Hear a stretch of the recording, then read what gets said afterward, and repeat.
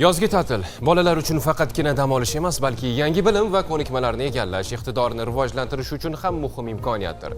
Davlatimiz rahbari tomonidan ilgari surilgan 5 tashabbus olimpiadasi ham dolzarb 90 kun doirasida amalga oshirilayotgan ishlar maktab o'quvchilarining yozgi ta'tilini maroqli va samarali o'tkazishlariga xizmat qilmoqda.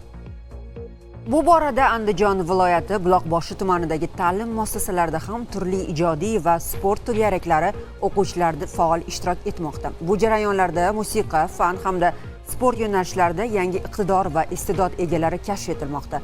Hozir shu haqida.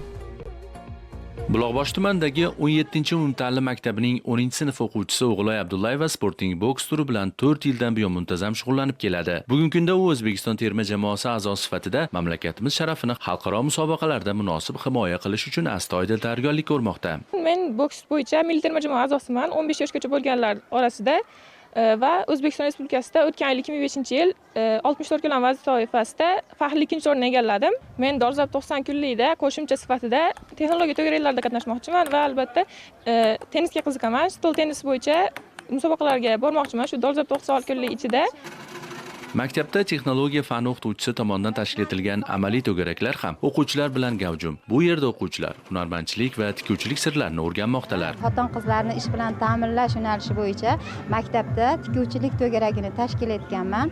Bunda o'quvchi qizlar, yana yosh tikuvchilik sirlarini o'rganmoqchi bo'lgan qizlar bo'sh vaqtlarida kelib, har kungi to'garaklarimizda qatnashib boradi. Bu yerda faqatgina tikuvchilik sirlarini o'rganmasdan, amaliy bezaklarimizdan, bezak ishlarini pannolar ko'rinishida ko'rsatishlariga harakat qiladi. Maktab kutubxonachisi hamda ona tili adabiyoti fani o'qituvchilari tomonidan maktabda yosh kitobxonlar uchun yozgi ta'tilda ham davom etayotgan to'garaklar faoliyati ham ayni muddao bo'ldi.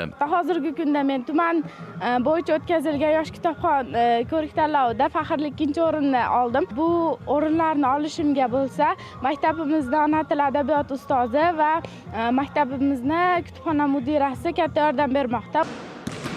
Sport zal va mini futbol maydonlari esa kun davomida yoshlar bilan gavjum. Bu yerda yaratilgan zamonaviy shart-sharoitlar o'quvchilarning ta'tilni mazmunli o'tkazishi, sport bilan muntazam shug'ullanish va bo'sh vaqtlarni samarali tashkil etishda muhim ahamiyat kasb etmoqda. Bu dolzarb 90 kunlikda o'tkazishdan maqsad avvalambor o'quvchilarning bo'sh vaqtlarini mazmunli tashkil etish, ularni xavfsizligini ta'minlash yuzasidan o'tkazilyapti va ularni qiziqish nuqtai nazaridan shu 90 kunlikda olib boryapmiz. Qolaversa, muhtaram yurtboshimizning 5 tashabbus loyihasi asosida biz ko'proq to'garaklarga qamrab olganmiz. Davlatimiz rahbari tashabbusi bilan amalga oshirilayotgan 5 tashabbus olimpiadasi hamda dolzarb 90 kun loyihasi doirasida tashkil etilgan mashg'ulotlar o'quvchilarning bo'sh vaqtlarini mazmunli o'tkazish, ularni bilim va iqtidorini rivojlantirishga xizmat qilmoqda. Bu kun Akmal Mo'ydinov, Andijon.